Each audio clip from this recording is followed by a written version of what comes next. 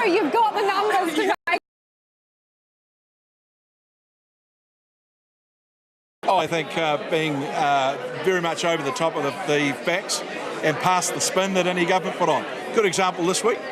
Supposedly 88,000 people, young people coming out of poverty by 2021.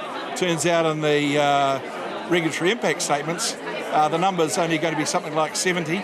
I think it's 12,000, 62 in fact, about 12,000 more than would have been under the case of our but also it takes a year longer to get there. So your 100,000, your goal, National's 100,000 goal, were you going to do that in the first term? Because the Prime Minister just questioned whether that was a first term, the next term goal for you. Bill English made it clear it was a 2020 budget issue. So you're saying they're doing less than what you would have? It looks that way, and they've got a huge spending program. So those more than half the working population who miss out on their relatively modest tax cut, but nonetheless significant, particularly if you're a young person saving for a house or something like that, or paying off a student loan. Okay, so has capitalism failed? No, of course not.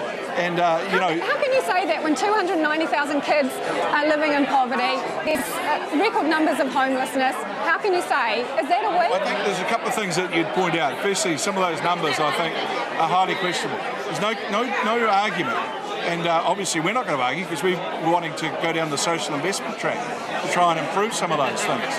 But if you look at the way in which we live in this country compared to many others, it's not possible to say that capitalism has failed. And I think also if you're going to say, well, it's all about redistribution of income, well, it's a capitalist system that gives you the income to redistribute. And if you look at the failure of Eastern Bloc countries, it was the failure to have a dynamic economy that caused the problem.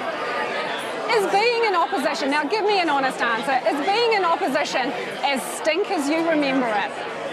Look, it's different because you've suddenly got a lot more time on your hands. Ministers work incredibly long hours. They work 7 days a week, and even over Christmas they're sort of on guard and available. So it's different. Okay, quick fire question. Choose yourself a reindeer name, Mr. Brownlee. Prancer. Prancer? Okay. No. Oh, for me? Yes, for you. Oh, no, well, that'd be Dancer. Okay, very good. Let's move on to the here. We're going to play a quick Christmas game of paper, scissors, rock. You know how it works? You ready? Count of three.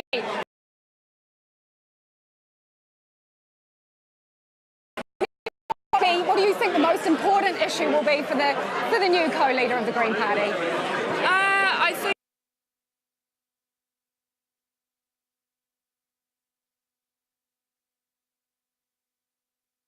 Jacinda Ardern, that choice? that's an interesting point, Lisa, but I think we're probably a bit spoilt for choice when it comes to, on reflection, when we look back, what his legacy will be eventually. If you look at how he's fully committed to the success of this government, it could be that Jacinda Ardern is his legacy. She is the future. He's read the electorate as The first part is very easy, isn't it? Because you can be cute. Well, you can be cute, but it's got to be Jacinda Ardern, right? Anything else is silly. I'm from the Opportunities Party, and it's kind of, you can be super brainy.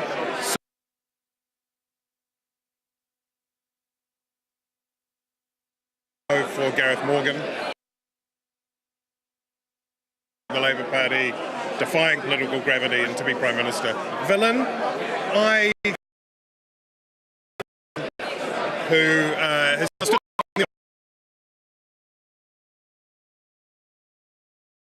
and super confident, but if you treat people like morons, then you're going to get your comeuppance. All right. Yes, and so wow, you're aiming. Well, that's a disciplined front bench, and that needs to happen. The hard part is that some of that progress needs to be seen in the first 3 years. That's the hard bit. Simon, National Party. Let's talk about them. What do they look like?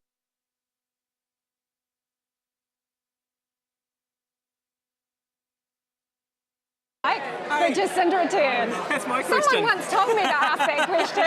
What does it look like? I mean, ultimately it looks like 9 years. And so Wow, you're aiming... Well, that's what a New Zealand Prime Minister should always be aiming for. It's pretty standard. So to do that, the first few things that have to happen are to cut the housing shortage, to cut the number of kids in poverty, and to cut into the infrastructure deficit, and to get a disciplined front bench. And that needs to happen. The hard part is that some of that progress needs to be seen in the first 3 years. That's the hard bit. Simon, National Party, let's talk about them. What do they look like over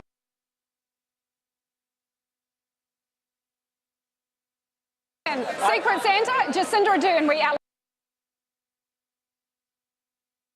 That anyway. Okay, we allocated a person to each of you for Secret Santa. Bill English, what would you give him as Secret Santa? I would give him an overseas holiday. Tim Watkin, Secret Santa. Jacinda Ardern reallocated. I've got mine with me. This is a I absolutely believe we can win the next election. But I do not believe that if you asked me if I was committed to serving out a fourth term, that I could look the public in the eye and say yes. I've just confirmed to the Labour caucus that I will step aside as leader of the Labour Party. If I continue as co-leader, I will hinder the success of the kaupapa. And the kaupapa is to change this government and make sure the Greens are at the very heart of that new government. I guess I had to make the call as to whether I wanted to stay and fight what I think was an inevitable trend, or to cut my losses and move on after 33 years, and I chose the latter. I'll be standing down from politics pretty much forthwith. Welcome and thank you for all your patience.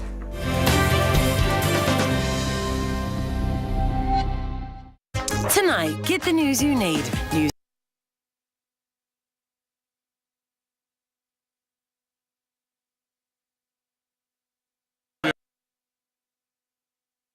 The budget. We have seen the government's budget this week. Money is tight. So how much has been set aside for your Climate Commission and what time frame? So we're going to launch all of that next week. We're going to show what the numbers are around the budget for setting it up, as well as the time frame. But it will all happen next year, and I can't wait to get into it. So have you got enough money to do that? Yes, we have. Can you tell us the figure? No. All right. The other thing we've learned is that during coalition talks, the Greens asked for some costings for a moratorium on new drilling, new coal, new oil. It was going to cost around $16 billion. So did your partners decide that the price was too high for saving the environment? Start to life in government. God, they're noisy, aren't they? A bit of a shaky start to life in government. Golriz Garaman's CV, and also suggestions that there's low morale in your party. Are you really match ready? Yeah, absolutely. And it's always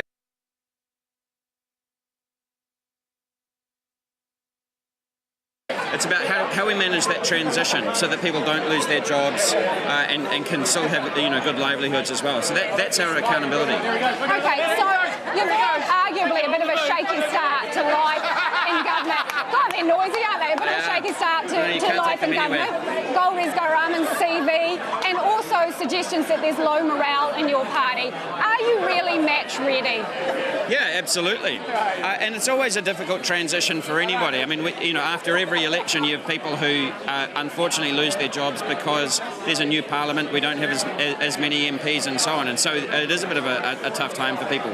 But you always come back from that. And the experience from being in government so far, I think has been really good, and I'm looking forward to it getting better over the course of the next year or two. Okay, before I move on, you're also Minister for Statistics. What's the percentage likelihood that Winston Peters is going to go a full term in this government?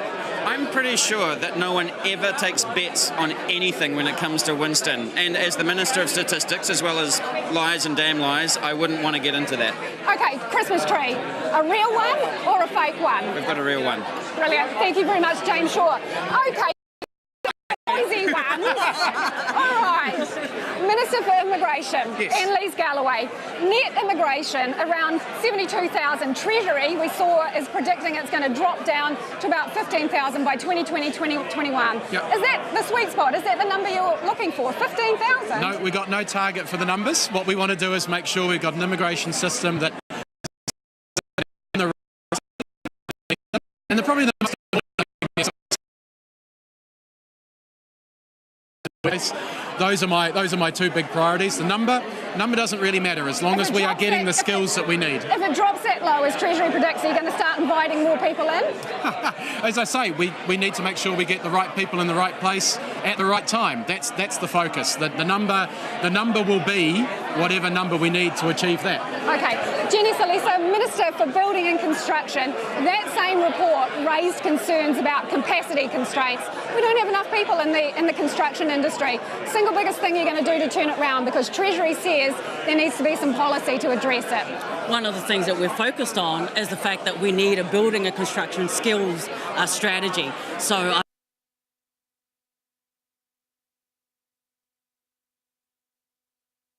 find the Chris's to the power of two. No, he's taking a selfie. All right, Chris Farfoy, Minister for Civil Defence, you need to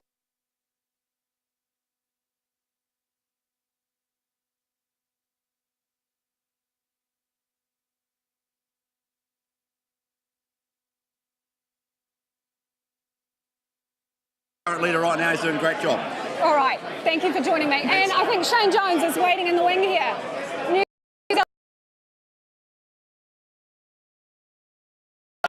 Nature evidence that the trees will be planted in April and May, and it's a toss-up whether it's the East Coast, Bay of Plenty, or the land of the Ngāpuhi. I think the latter will probably win.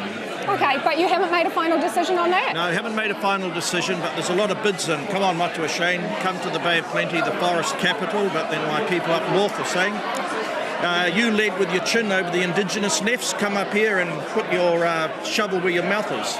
Okay, it has been revealed in documents released this week that during coalition talks there were costings for connecting Northport to Auckland Rail that came in at about $3.5 billion. Your regional development fund is only $1 billion. Show me the money, Shane. Where is it coming from? Well, the first thing we're going to do, we're going to kick off the ports inquiry, which will happen very shortly. But 160 to 70 million was the cost that was shared with us to put in the spur to Marsden Point. Coming from? Well, there's money available for the stuff right up north, but I'll have you know the provincial fund does not extend to Auckland, so we'll have to find money from another place to deal with Auckland So you're short. slash Northport. You're short. You're short of cash. No, I finished the year with a very rotund cuckoo, so there's nothing short about me at all. Okay, you've got 10 seconds now to tell me why we need to pursue a free trade deal with Kazakhstan, Russia and Belarus. Sell it to us.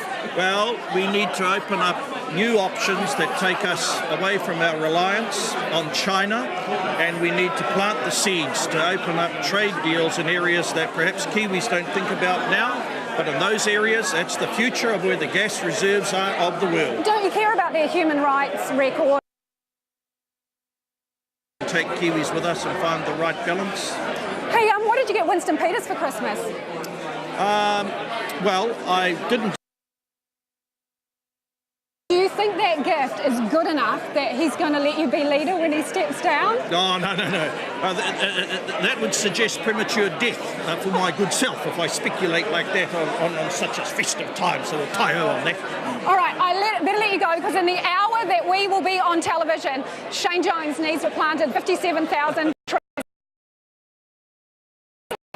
Some of the stories people shared with us during our year with the nation. Our stories have taken us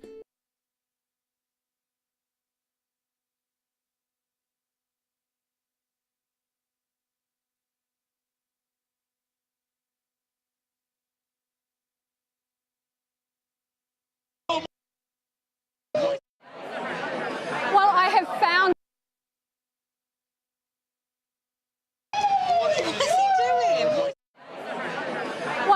found two rare and unusual creatures here at our Nation Final show. Two former United Party leaders, Damien Light and Peter Dunn. Peter Dunn, you're our honorary Santa, former long-serving MP.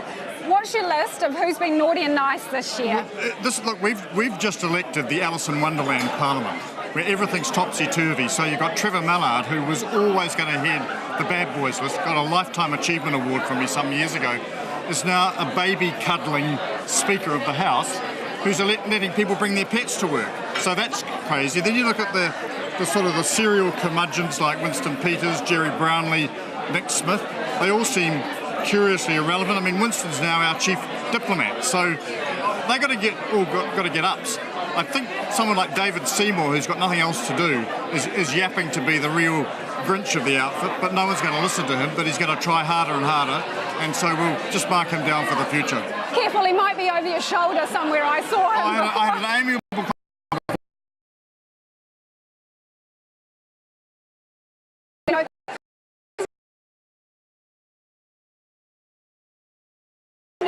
Did I need to be pragmatic too? I think it was more. It wasn't more about that Peter had retired. It was that we'd had our 15 years. We were really proud of what we'd achieved, and it was time to sort of say it's time to close the book and move on to the next. See what's next. I think you do have to be pragmatic. You don't want to drag things out. You don't want to go beyond. You know, outstay your welcome. And I think it's. You weren't there long enough to outstay your welcome, were you? No, not me personally. But United Future was in Parliament. We were in government 15 years. That's the record for longest involvement in a political in government in New Zealand's history. So we're proud of that. But we didn't want to stay beyond that. We've got other things we want to do. But yeah, there's always other options. Okay, I want to invite you to look around the room. Yeah. Whose job do you want? And sorry, Ryan Gosling's not here. So no. Whose job do you want? Oh, yeah, any of the MPs' jobs? Yeah. I definitely want to start as an MP. Yeah, I want to get in there. It's all part of the dream. Peter Dunn, what about your future? Like what? What's on the horizon? No. All sorts of things, but we're just working my way through those. Like, get through Christmas first. You're not going to give us a little taster? I can't because nothing's definite.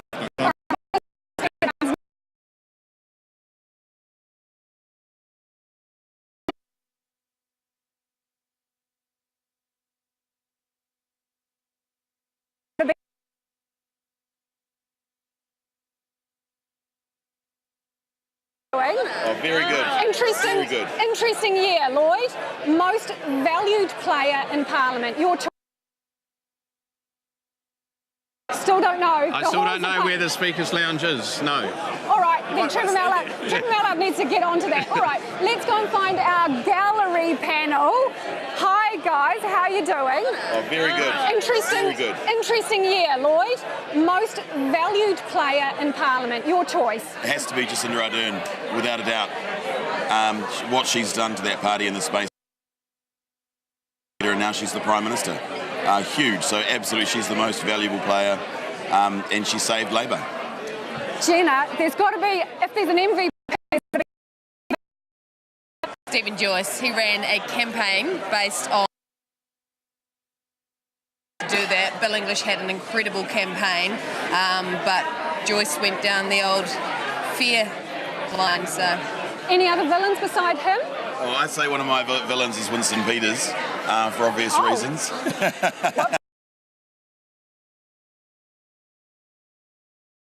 Who's going to be the first MP out the door, do you think, and why? I reckon it's going to be David Carter. David Carter, former Speaker. He's going to go to his big Banks Peninsula farm over summer. He's going to put his feet up. I'm on a debate about a families package. I'm out. So I think he's going to be the first to cut and run. Yeah. Bernard, any thoughts? Do you agree? Yeah, and Chris Finlayson, and wildcard Jian Yang. Jian Yang, who... yes, because of the whole furore around whether he was helping train spies. That's right. And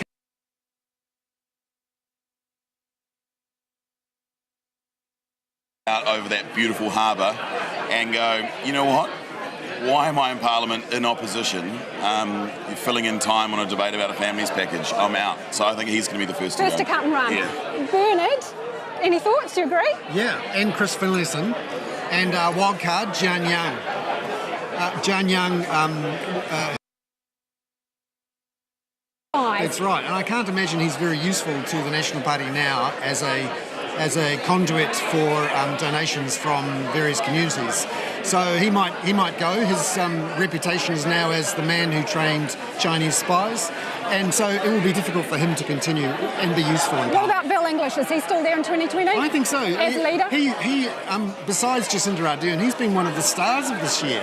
He really reinvented himself, made himself a retail politician that actually convinced a big chunk of the public that he had a different idea. He was different from John Key and could come up with some new, fresh ideas. I mean, we're talking now about child poverty and numbers about child poverty because he surprised everyone with that 50,000 number in the debates. Bernard, you've got 5 seconds. What's the big issue going to be in 2018?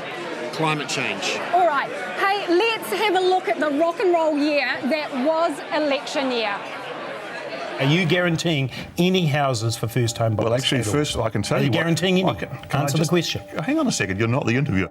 Well, I'm not going to make up numbers on the show this morning, Lisa. I dispute all those statistics. Yeah, Look, basically, we put an extra $106 million into Canterbury to support health in Canterbury after the... They're your statistics, Minister, please. They are your statistics off your own Ministry of Health website. So I don't want to jump on their bus. I'm telling them to come and jump on our bus because we're the party for the future. You're the minister and your plan isn't working. Like I said, if we follow the traditions... But that means you've got to come up with an alternative, doesn't it? If you say that this side has got a plan that's not working, what is your plan? I've not heard a specific detail in that. Well, first of all, James Shaw, you talk about my blood running cold, mate.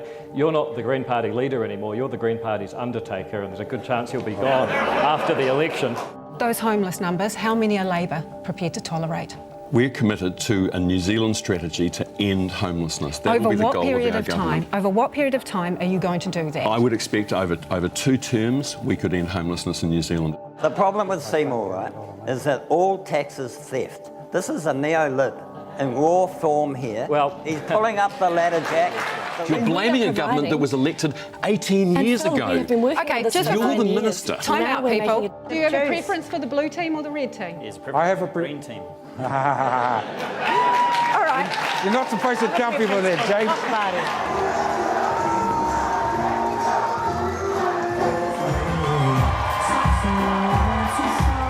So let's give National a bit of credit. 46% is a strong result. So that was a good night for National. I'm sure Stephen Joyce will appreciate hearing that from you.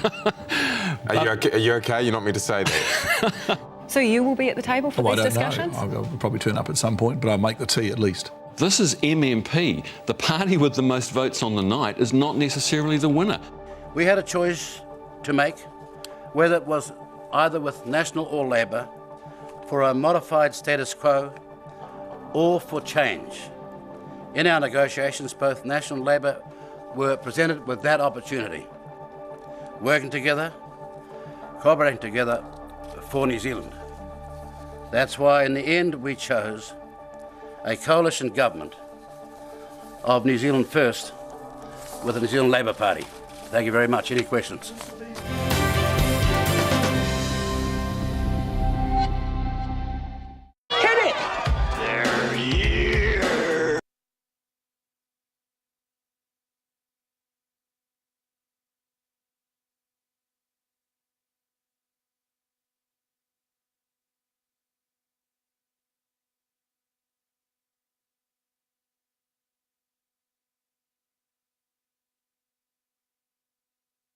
I certainly.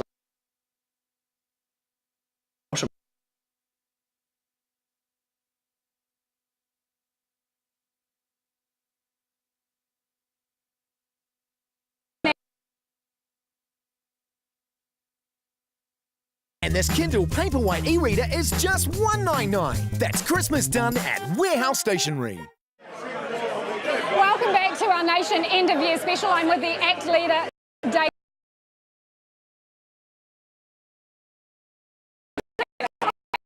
You had a big win this week with your end-of-life bill. It's going to go to a referendum. Is it going to be a binding referendum, and what percentage will you need majority? Well, first of all, there's going to be 2 votes now. Yeah. One is for the bill to go through.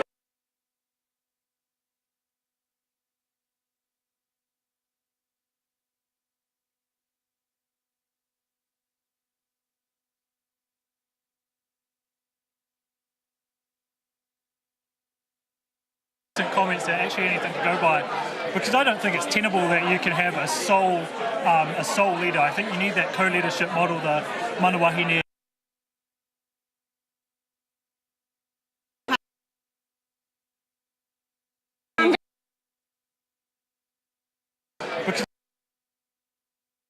Kind of doesn't work with the ethos of the party that it's, from the grassroots up.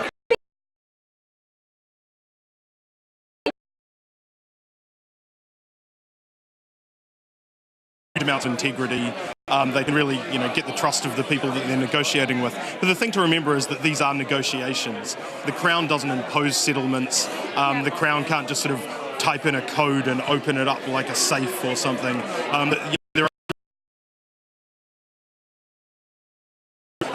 And that's going to be a lot more important than just the Crown creating the environment where it can happen. Okay, quick whip around. Who is your Māori MP to watch for 2018? I think Labour will be keeping a close.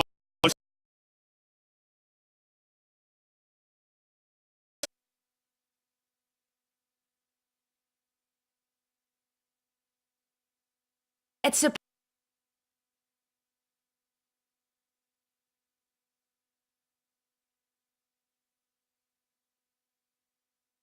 is only $229, and this Kindle Paperwhite e-reader is just $199. That's Christmas done at Warehouse Stationery.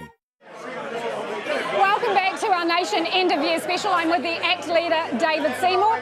You must be really enjoying this, a party of more than one. Oh no, and the best thing is, this is the first time Lisa Owens told a joke. It was a good one though, wasn't it, David? Okay, seriously, you had a big win this week with your end-of-life bill. It's going to go to a referendum. Is it going to be a binding referendum, and what percentage will you need majority? Well, first of all, there's going to be two votes now. Yeah. One is for the bill to go through Parliament. The other is for the bill to include a referendum. The referendum will simply say that if people say yes, this bill becomes law. So yes, it will be binding in that sense, and it'll be 50%. 50%. Okay, so you have discussed before the difficulty of getting a house in Auckland and how expensive it is. So I'm wondering, are you going to chuck your name in the ballot for a KiwiBuild property? Well, no one should have to put their name in the ballot for a KiwiBuild property. Houses should be something that get built like everything else that people consume. But sadly, government regulation, government monopoly on funding infrastructure has screwed it up for the last decade and before. This government's got to radically reform our Resource Management Act, our infrastructure funding. If they're just going to have various schemes with Kiwi in front of them, then they're not serious. Look, I suggested this during the election and I got a mouthful of abuse, but I still think that's the right answer. You need serious reform in housing. Okay, Christmas tree. Have you got a real one or a fake one? I've got a fake one, and I've had it for more than 8 years, which they tell me means that it's environmentally friendly. Equal to a real tree. You are right. Thank you for joining us, David Seymour. Thank you. Over here. Hello, Mr. Mayor. How are you? Hi, Lisa. Good. If you could get one present from the Labour government, and I need to rule out not a super soaker, water pistol, and not a lightsaber, what would be the one thing? And I want a solid answer here from the Labour government. What do you want? Very modest ask, probably about $6 billion.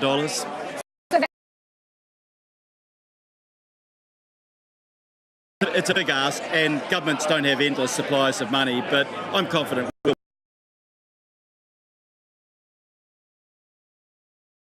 It is tight. There is barely any money. Budgets are always like that, and every finance minister I've dealt with in 36 years of politics has been a tightwad, and they have to be. They can't spend money they don't have. But what I'm saying is, for New Zealand to succeed, Auckland's got to succeed, and we can't succeed if people can't afford to live there and can't get around their city. On that note, Labour has introduced an Auckland waiting, in essence, for teachers at low decile schools. They're going to get extra money to teach at low decile schools. They're after 1,800 new police officers. Should police officers get an Auckland waiting allowance for coming to this expensive city? Well, my advice to any government would be, you can give a waiting. That helps temporarily in a particular sector. Police in Auckland. In the short term, we need more houses, because I can't say, well, we're going to prefer this profession or that profession over a whole lot of people, including low-income folk in Auckland, who can't afford to live in our city. You've got 10 seconds, a message to the children of Auckland here who might be concerned that Santa could be held up in congestion on the southern motorway. What is your message to them? Yeah, well, I'd advise them to take the Waterview Tunnel. It's working quite well at the moment. All right, thank you. Let's go to Mike Wesley-Smith, who did some of our very significant stories this year. He's with a special guest. Cool, thank you very much, Lisa. Yes, RIM is an unassuming star of the homelessness awareness campaign. Rim, did you ever think that the story would have the consequences that it did? No, I had no idea that this was going to happen. Nothing at all. It's just taken off a lot further than I thought it ever would. It's quite surprising, actually. Yeah. Have things improved on the streets as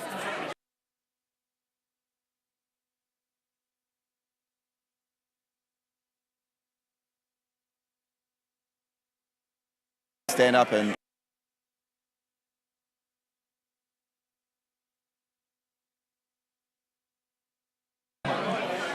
finally, why is he called Max? Oh, he's named after my car. A Holden Maxima? No, Nissan Maxima. Sorry, Nissan. Good thing you're not a car dealer. No. Well, hey, Rim, thank you so much. I think I speak for a lot of people when I say thank you for your advocacy. Thank you for articulating, being prepared to stand up and talk about your experience. And I think it did have a huge consequence. So I don't know if you reflect on that much. Someone had to say something, otherwise it'd still been nothing happening. Yeah. Well, thank you so much, Rim. Lisa, thank you for the privilege to be able to talk to Rim. I'll leave it back to you. Thanks very much, Mike. I'm here with some of our other regular panellists on The Nation. Trish Sherson, you would like in 2018 to have an Oceans Minister. Well, Give us your pitch. Well, here's my pitch. We need to stop treating the ocean like something we just extract different things from and start treating it as a whole ecosystem. And as an island nation, looking after the ocean, which is our biggest climate regulator, is one of the most important things we can do. So I think a Minister for the Ocean is the new way to view how a government should be treating that. And there are a lot of governments around the world who are already moving in this direction. Interesting. Susie, what do you think is the highlight or low light from the year for you in terms of politics? Politics are a couple. One, I would say, in terms of you predict it. They're trying to drown Dave out. I just want to thank you all for watching this.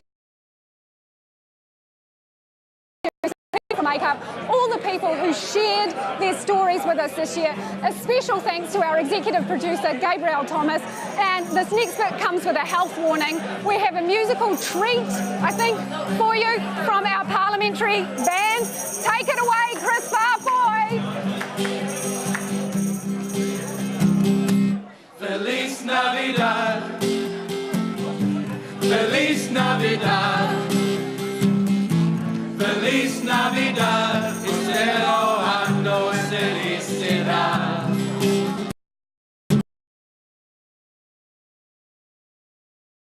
Espero ando felicidad.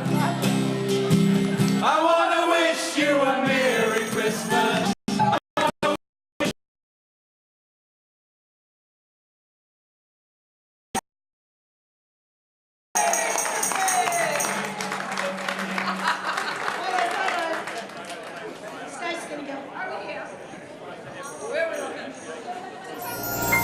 This program was made with the assistance of the New Zealand On Air Platinum Fund.